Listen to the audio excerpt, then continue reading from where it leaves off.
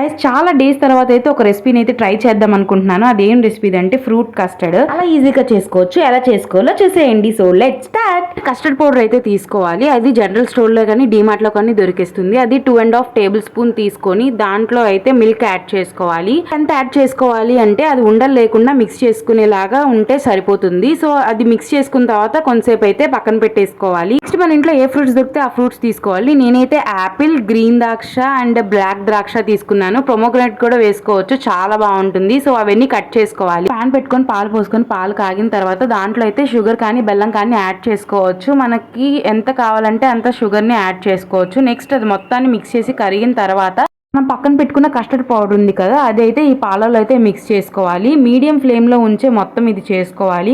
Mix చేస్తుండగా కొంచెం సేపటికి అయితే థిక్ కన్సిస్టెన్సీ వస్తుంది. అప్పుడైతే మనం ఫ్రూట్స్ కట్ చేసి పెట్టుకున్నాం కదా, అవన్నీ యాడ్ చేసుకోవాలి.